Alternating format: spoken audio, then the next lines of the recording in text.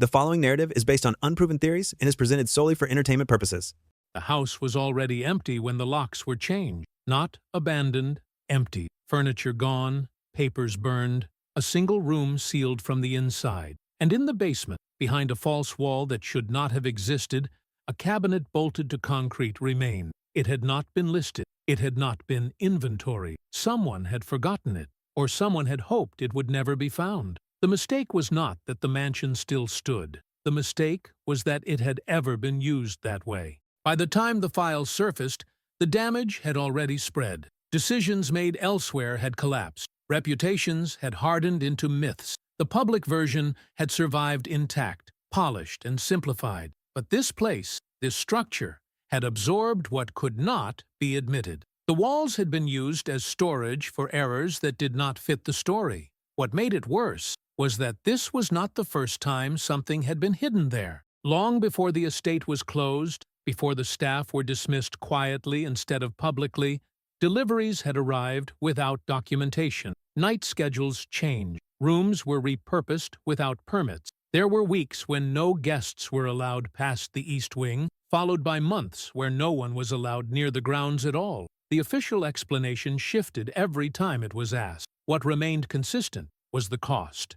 Every adjustment required compensation. Every silence was paid for. Every correction introduced another dependency. The mansion became less a residence and more a buffer, an object designed to absorb pressure so the system outside could continue functioning without interruption. It was not built for secrecy. It was repurposed for it. That repurposing left marks. Electrical work that didn't match the plan. Staircases leading nowhere useful. Rooms with reinforced floors, but no clear purpose. One office sealed with materials intended for industrial storage, not domestic use. And always the same instruction passed down through intermediary. Do not log it, do not ask, do not correct it unless told. The errors were not dramatic at first. They never are. They arrived as compromises, adjustments, short-term solutions to problems framed as temporary. But the mansion was never meant to be temporary. It was permanent,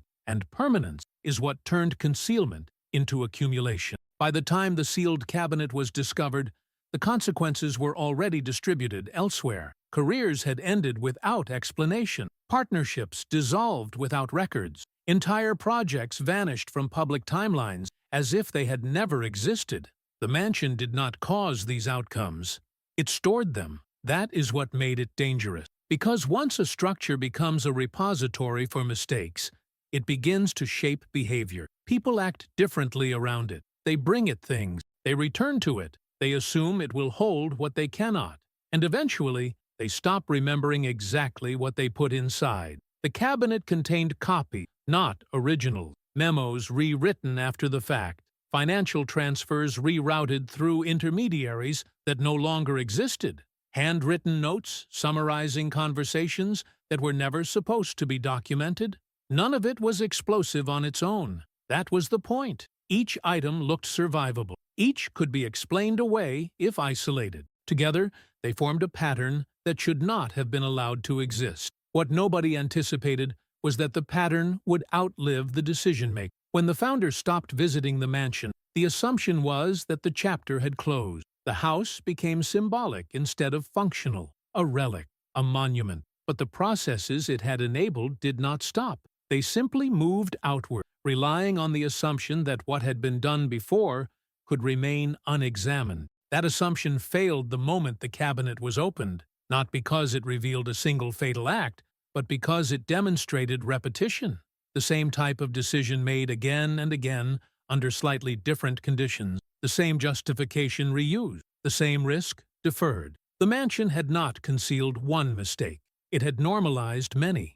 And normalization is harder to dismantle than scandal. The question that emerged was not why the mansion existed, but why it had been trusted for so long. Why a physical place had been allowed to carry ethical weight. Why errors had been relocated instead of resolved. Why the cost of exposure was always considered higher than the cost of continuation.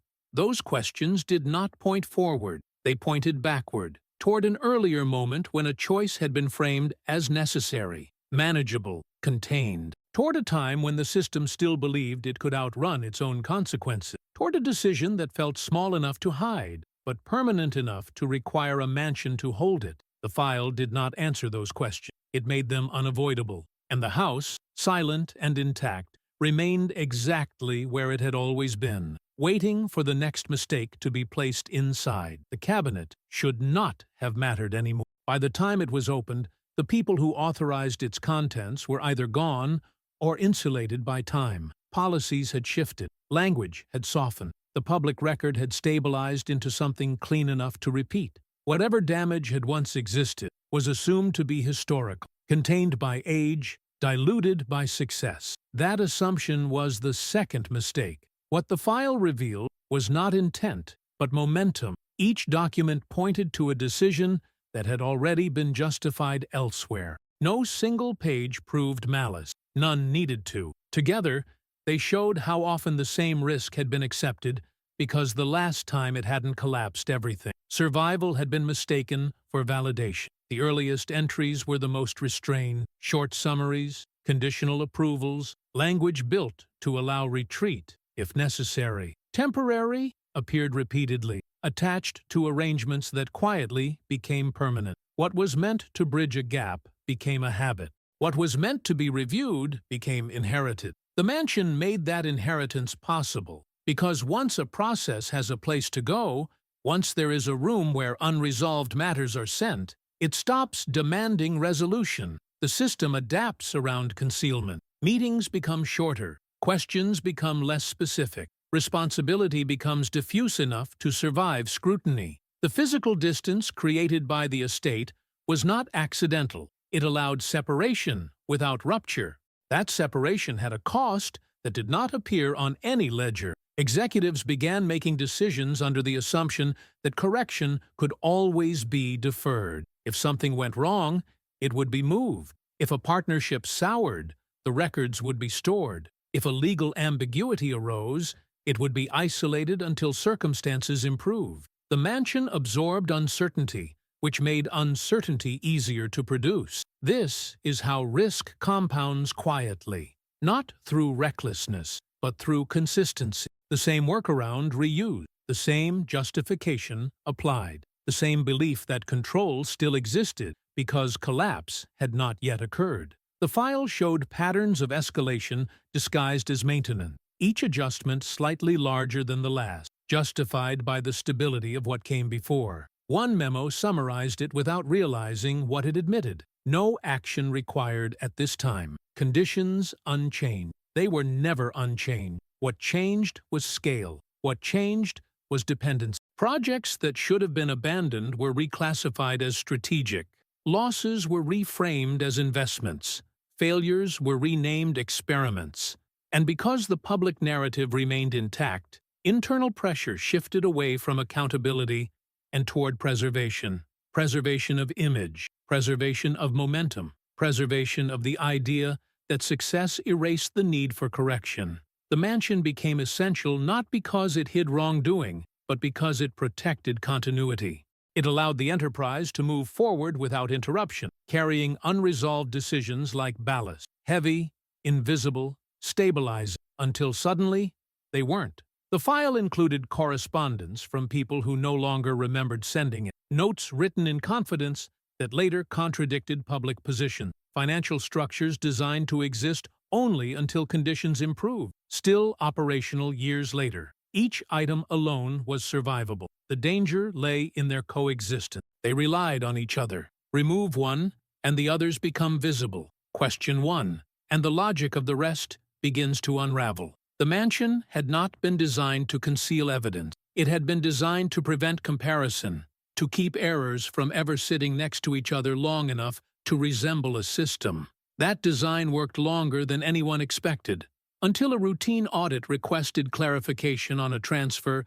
that no longer had an owner, until a legal review flagged an agreement that had been extended too many times to still be considered temporary, until a junior analyst noticed that a name kept appearing in places it no longer belonged. The cabinet did not expose a scandal. It exposed fatigue, a system tired of maintaining its own exception. people who no longer remembered why certain rules existed, only that breaking them had once been necessary. The founders' influence lingered not as instruction, but as permission, the unspoken belief that if something had worked before, it could work again, even when the conditions were no longer the same. The mansion outlived the judgment that created it. That was the flaw no one accounted for. Buildings do not forget. Files do not age out of relevance. What was hidden for convenience became preserved by inertia, and once preserved, it demanded interpretation. The file did not accuse. It contextualized. It forced a confrontation with continuity, the uncomfortable realization that the present was built not only on innovation, but on unresolved compromise. That growth had been subsidized by decisions no longer defensible, but still active. The question was no longer whether a mistake had been made. The question was how long the system had been structured around pretending it hadn't, and whether dismantling that structure would cost more than maintaining it just a little longer. That calculation had been made before. It was the reason the mansion existed at all. The third mistake was not written down anywhere. That was intentional. By the time the mansion's function was fully internalized, no one needed to be instructed. New executives were never told what the estate had been used for. They were simply shown how things worked. Certain matters were redirected. Certain questions stalled. Certain outcomes were accepted without review. The system trained itself. That is how concealment stops being an action and becomes policy. The file showed when this shift occurred, not by declaration, but by omission. Language changed. Early documents still debated risk. Later ones assumed it. Discussions that once required approval were summarized after the fact. Responsibility dissolved into process. No one person carried the decision anymore, which meant no one could be blamed for continuing it. This was efficient, and efficiency is persuasive. Meetings shortened. Conflict smoothed out. Growth continued. The public narrative hardened into inevitability. The founders' earlier choices, once controversial even internally, were now treated as precedent. This is how it's done. Replaced, is this acceptable? The mansion stopped being exceptional. It became infrastructural. That was the moment control was lost. Because infrastructure doesn't argue. It supports. It normalizes load. It makes abnormal weight feel manageable until the structure itself begins to warp. The file recorded small signs of that warping. Requests for clarification that went unanswered. Audits delayed without explanation. Departments quietly instructed to stop tracking certain variables. Nothing dramatic. Nothing illegal on its face. Just enough ambiguity to keep motion uninterrupted. The founder had believed this ambiguity could be temporary, that the system would one day correct itself once conditions stabilized. What he underestimated was how quickly organizations adapt to convenience. Once a method works, it is repeated. Once repeated, it is defended. Once defended, it becomes identity. At that point, reversal feels like betrayal. The mansion's role expanded without formal authorization. It began absorbing not just past errors, but future risk. Decisions were made with the assumption that if consequences emerged, they could be managed quietly later. The existence of a hiding place changed how choices were evaluated. Risk was no longer eliminated. It was deferred. Deferral has a cost curve. At first, it feels cheap. You borrow time. You preserve momentum. You maintain morale. But interest accumulates invisibly. Dependencies form. Eventually, removing the deferral mechanism becomes more disruptive than continuing it. The system begins protecting the concealment itself. That is when policy locks in. The file included a sequence of correspondence that illustrated this perfectly. A concern raised, a temporary workaround approved, a follow-up postponed, a new initiative launched that depended on the workaround still being in place. By the time the concern resurfaced, undoing it would have required dismantling 3 other projects, so it wasn't undone. No one explicitly chose concealment over correction. They chose continuity, again and again. The mansion made continuity possible by absorbing contradiction. It allowed incompatible truths to coexist without resolution. This arrangement was stable as long as attention remained fragmented. What changed was scale. As the enterprise grew, so did scrutiny. External partners asked better questions. Regulators refined their language. Markets demanded transparency that conflicted with habits formed in isolation. The system responded by expanding its internal buffers. More layers, more intermediaries, more distance between decision and documentation. The mansion was no longer enough on its own. That was when the file began to matter.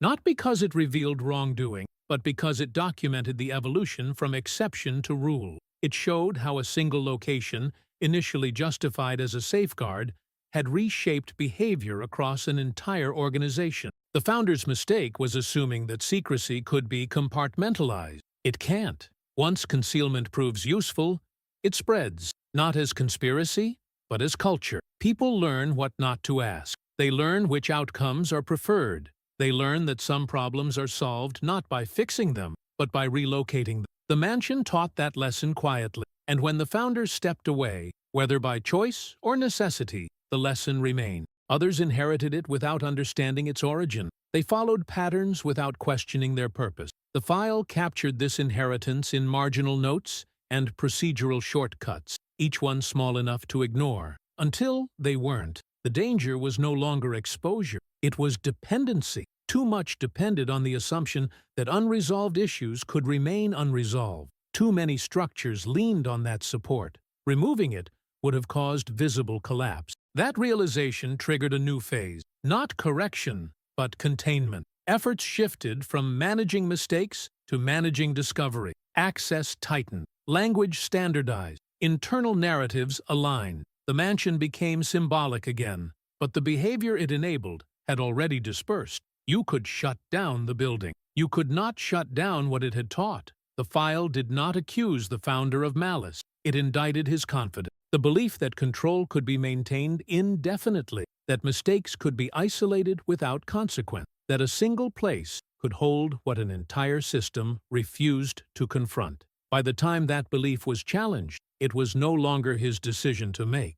The mansion had done its job too well. By the time containment replaced correction, the system had crossed a threshold it could no longer see. The original mistake, the belief that problems could be stored rather than solved, had matured into something more rigid. Preservation was no longer about shielding the founder's reputation or maintaining public confidence. It was about protecting the machinery itself. Too many components now relied on the same hidden assumptions. Too many processes were calibrated around absences that no longer felt optional. The file made this visible through what it didn't include. There were no proposals for dismantling the structure, no serious plans for disclosure, no scenario analyses that considered what would happen if the concealed elements were brought into alignment with reality. Instead, there were contingency plans layered on top of contingency plan. Insurance against discovery, not against failure. This was the fourth mistake.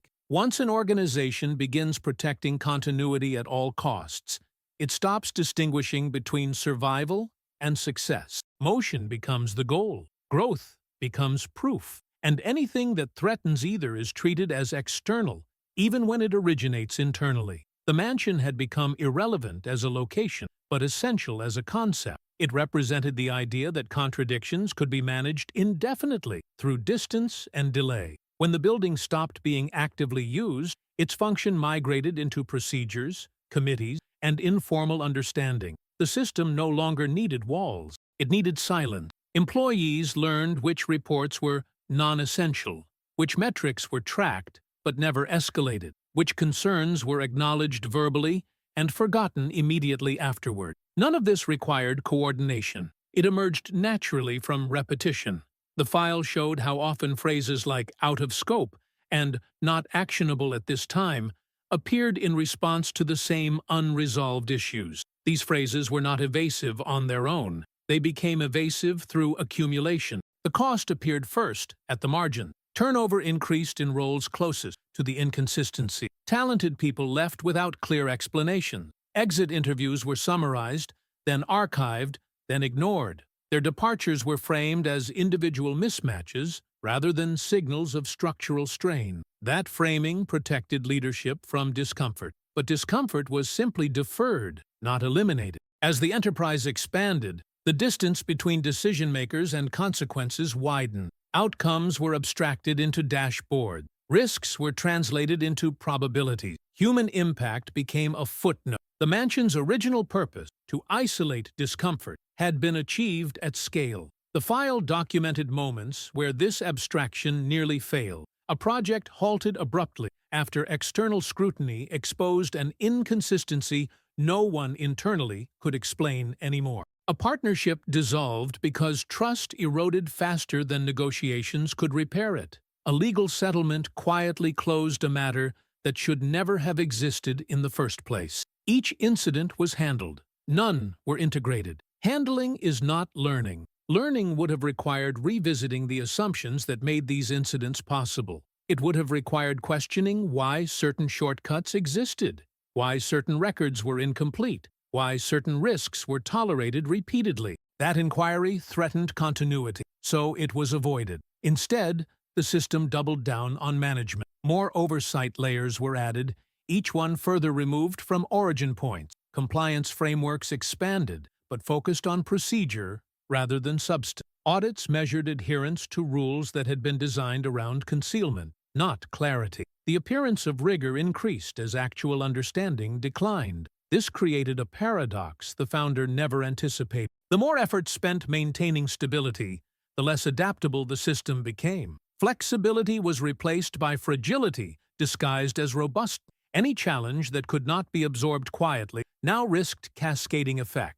The mansion had once centralized risk. Now, risk was everywhere. The file ended with a series of recommendations that were never implemented. Not because they were radical, but because they were disruptive. They suggested consolidation of records, simplification of structures, and re-evaluation of long-standing exceptions. Each recommendation acknowledged that continuity itself had become a liability. None were approved. Approval would have required admitting that past decisions, some made by people still revered, others by systems now taken for granted, had outlived their usefulness. That admission carried reputational cost, and reputational cost was precisely what the mansion had been built to avoid. The founder's fatal mistake was not secrecy. It was confidence in permanence. He believed that once enough success accumulated, earlier compromises would become irrelevant. That scale would dilute consequence. That time would convert error into footnote. The file demonstrated the opposite. Time had transformed small compromises into load-bearing elements. Remove them, and the structure trembled. That tremor was felt long before anything collapsed. People sensed it in the way decisions slowed, in the way language tightened, in the way caution replaced curiosity. Innovation narrowed to what could be defended easily. Risk-taking became selective, favoring optics over substance. The system survived, but it did so by becoming something else. The mansion, long silent, had succeeded in its original function. It concealed mistakes long enough for them to reshape everything around them. What it failed to do was contain their cost. That cost had simply moved outward, distributed across time, people, and processes, until no single moment could be blamed, which made correction harder than ever. Because now, the mistake was no longer hidden in a house. It was embedded everywhere. The fifth mistake was assuming the problem would retire itself.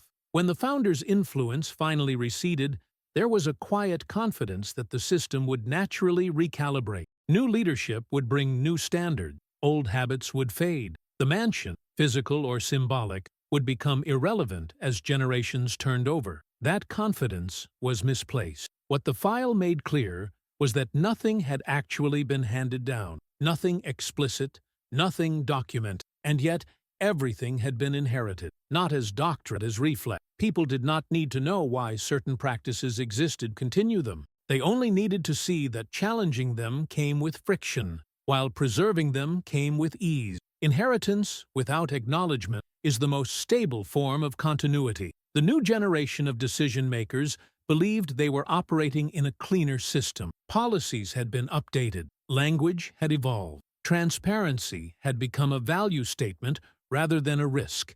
And yet, the same blind spots persisted, simply dressed differently. Where secrecy once lived in physical distance, it now lived in abstraction. Complexity became the new hiding place. The file showed how this transition unfolded. Old exceptions were not removed. They were wrapped in framework. Temporary measures were not ended. They were absorbed into long-term strategy. What had once required explanation now required expertise. Only specialists could trace certain pathways, and specialists rarely questioned the necessity of what they were hired to manage. This was efficient. It was also dangerous, because complexity discourages confrontation. When understanding requires effort, silence becomes rational. People assume that if something persists, it must be justified somewhere they simply haven't looked yet. The absence of clarity is mistaken for depth. The mansion had trained the organization to accept that feeling. There were moments when the inheritance nearly surfaced. Internal reviews flagged recurring discrepancy. Consultants recommended streamlining that would have exposed old compromises. Younger employees asked questions that did not fit established categories. Each time, the response was measured, polite and deflective, not defensive. Deflective, that distinction mattered. Defense suggests awareness. Deflection suggests normalization. The system was not protecting a secret anymore. It was protecting equilibrium. Any disruption, no matter how reasonable, was treated as destabilizing. The founder's fatal mistake echoed here. He had believed mistakes could be isolated without shaping what followed. In reality, they had become the foundation upon which subsequent decisions were made. Removing them felt like removing load-bearing walls. No one wanted to be responsible for that collapse, so no one tried. Instead, the organization refined its ability to live with contradiction. Official narratives emphasized integrity, while operational realities tolerated ambiguity. This dissonance did not produce outrage. It produced fatigue. People learned to compartmentalize, to care selectively, to assume that some things were simply how it works. The file documented how language adapted to support this mindset.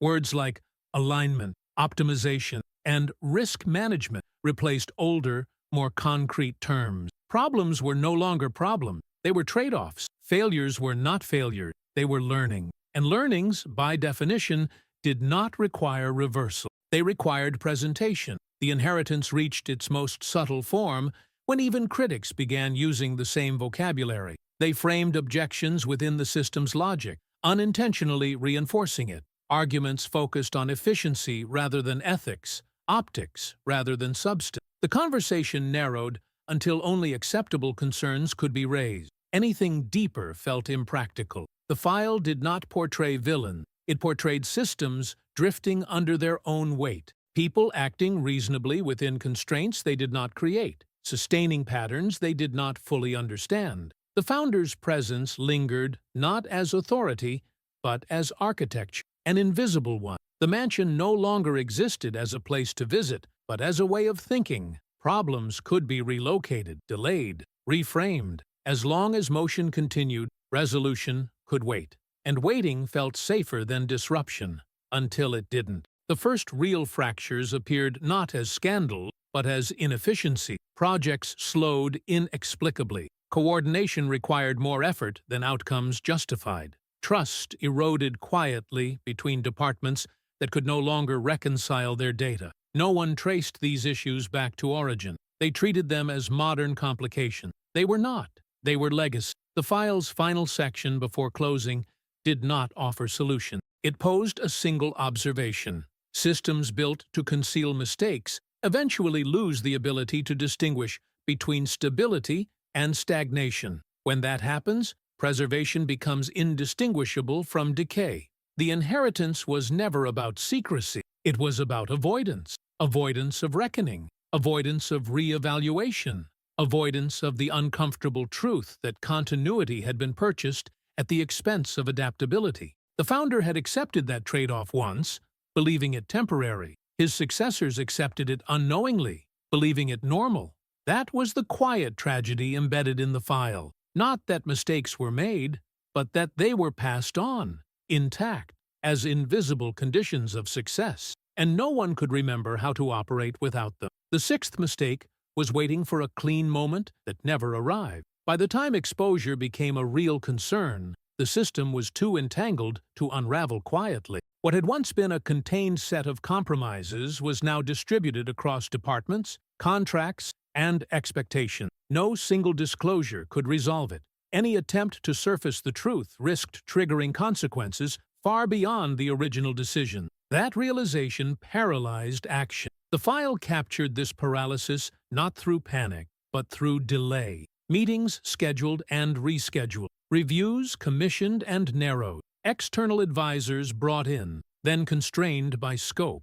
Everyone sensed that something fundamental was misaligned, but no one could agree on where to begin without causing damage elsewhere. Exposure was no longer a question of if, but how much. The system responded by trying to manage perception rather than reality. Communication strategies were refined. Narratives were prepared for scenarios that were never publicly acknowledged. Language was tested for plausibility under scrutiny. The assumption was that if exposure came, it could be shaped. That assumption repeated the founder's original error. You cannot shape what you no longer control. The first leaks were not dramatic. They arrived as inconsistencies noticed by people with no stake in preservation. An analyst outside the system flagged numbers that did not reconcile. A journalist asked why timelines shifted subtly between reports.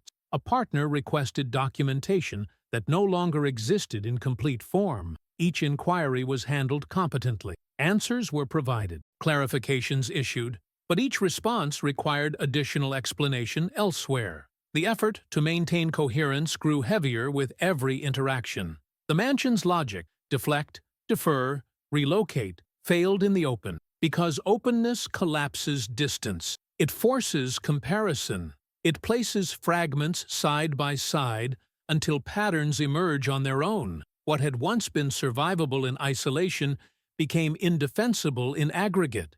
Internally, tension rose without expression. People felt the pressure but lacked language. Careers had been built within the system's constraints. Challenging it now felt like undermining one's own history. Silence was not imposed, it was chosen. Until it wasn't. The file documented a moment when a single internal report refused to align. Not because it was confrontational, but because it was accurate. It followed data without accommodation. It connected threads that had long been kept separate. It did not accuse. It described. That description could not be absorbed quietly. Attempts were made to revise it, to soften conclusion, to reframe implication. Each attempt introduced new inconsistency. The report became a problem not because of what it claimed, but because of what it made visible. Visibility was the threat. Once people saw how many processes depended on unresolved compromises, the idea of fixing anything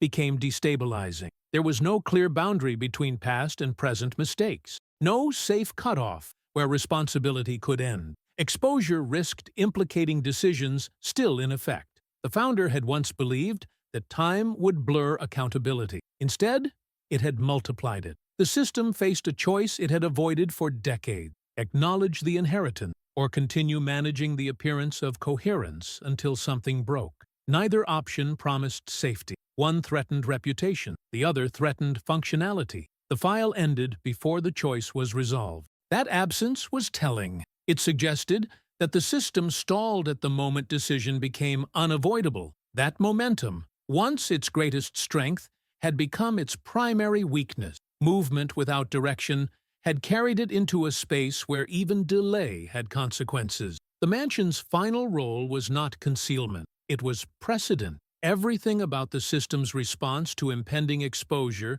echoed the original logic that created the hidden place in the first place. The belief that problems could be outlasted, that control could be maintained through management rather than correction, that survival justified deferral. Those beliefs had worked once. They did not work anymore. What made exposure inevitable was not external pressure, but internal exhaustion. Too much energy was spent maintaining contradiction. Too many people were involved to keep alignment purely performative. The system could no longer remember which version of itself was real. And when a system loses that distinction, truth emerges not as revelation, but as collapse. The file did not record collapse. It recorded hesitation. A final set of notes outlined potential paths forward, each one acknowledging cost without committing to payment. Disclosure strategy, structural reform, quiet retirements, rebranding effort, all partial, all insufficient on their own. The founder's fatal mistake reappeared here in its final form. The belief that complexity could substitute for courage. It couldn't. The mansion had hidden mistakes long enough for them to become structural. Exposure now threatened not a legacy, but an identity. The question was no longer how to protect continuity, but what continuity was worth protecting. That question remained unanswered, because once it was asked openly, the system would have to choose between preserving the story it told about itself and confronting the reality it had built, and there was no mansion left to hold the consequences. The last mistake was assuming the ending would announce itself. It didn't. There was no collapse, no singular revelation, no dramatic unmasking of intent. What happened instead was quieter and far more damaging. The system continued operating while slowly losing coherence. Decisions were still made, reports still filed, narratives still maintained, but alignment, the fragile agreement between what was done and what was said, had thinned beyond repair. The mansion was no longer needed. That should have been a victory. Instead, it was a warning, because the function it once served had been fully internalized. Concealment no longer required a place. It required habit. And habits, once embedded deeply enough, survive scrutiny by adapting faster than accountability can follow. The file ended with no signature, no approvals, no rejection, just drafts. Proposals left unfinished, language refined, but never deployed. It was evidence not of conspiracy, but of exhaustion. The system had reached a point where every option carried unacceptable cost, and so the only viable action was continuation. Continuation had always been the instinct. What made this phase different was awareness. People knew, in fragments, that what they were maintaining could not endure indefinitely. They also knew that dismantling it would redistribute pain unevenly. Those who benefited least from the original compromises would likely bear the highest cost of correction. That imbalance froze momentum. So the system did what it had been trained to do. It delayed without admitting delay. It reframed inertia as prudence. It treated stasis as stability. And it waited for a market shift, a leadership change, a distraction large enough to absorb the reckoning. Waiting was familiar. The founder had waited too. Waited for conditions to improve. Waited for errors to fade into irrelevance. Waited for success to retroactively justify compromise. The mansion had been built as a waiting room for accountability. It succeeded. But waiting does not resolve tension. It accumulates it. By the time the file was quietly archived, access restricted, and references discouraged, the system had already adapted around the knowledge it contained. People behaved differently, without articulating why. Trust became procedural rather than personal. Verification replaced confidence. Innovation slowed, not because ideas were lacking, but because risk now carried layers of inherited uncertainty. The mansion's legacy was not scandal. It was drag, a constant, invisible resistance that made every movement cost more than it should have. The organization still appeared strong from the outside, productive, profitable, admired. Inside, effort increased just to maintain the same outcomes. Energy was spent aligning narratives instead of refining decisions. No one pointed to the founder anymore. His name remained respected, even celebrated. The mistake was no longer attached to him personally. That, too, was part of the inheritance. Once errors lose authorship, they become systemic. Once systemic, they feel natural. The file's final note, undated, unsigned, captured this without intending to. It described the current state as operationally stable, but strategically constrained. It recommended no action, only monitoring. Monitoring had replaced judgment. The mansion, long since absorbed into myth or memory, still stood in another form, as a reminder that structures built to hide mistakes eventually teach systems how to live with them, not correct them, not confront them, live with them. That is the quiet end of ambition. Not failure, but narrowing. The gradual replacement of possibility with preservation. The acceptance that maintaining what exists is safer than risking what could be better. The founder had once mistaken that instinct for wisdom. It was caution masquerading as control. In the end, nothing dramatic happened. The world did not stop. The enterprise did not fall. That was the most unsettling outcome of all. The mistakes were never punished decisively enough to demand reform, nor ignored completely enough to disappear. They persisted, and persistence, over time, reshaped everything. The mansion did not collapse under the weight of what it concealed. It simply became unnecessary. Its purpose had been fulfilled too well. What it normalized could no longer be isolated to walls and rooms and locked cabinets. It had become embedded in decisions made far away by people who had never seen it. That was the founder's fatal miscalculation. He believed mistakes could be hidden without becoming instructive. He believed secrecy could remain passive. He believed that success would eventually make the past irrelevant. Instead, the past became architecture. The file closed without resolution because resolution was no longer possible in the way it once had been. There was no clean repair, only adaptation. No single reckoning, only gradual constraint. The system moved forward, but along narrower paths, carrying weight it no longer remembered choosing. The mansion outlived the truth, not because the truth was destroyed, but because it was absorbed. And once absorbed, it no longer needed to be hidden. It simply became how things were done.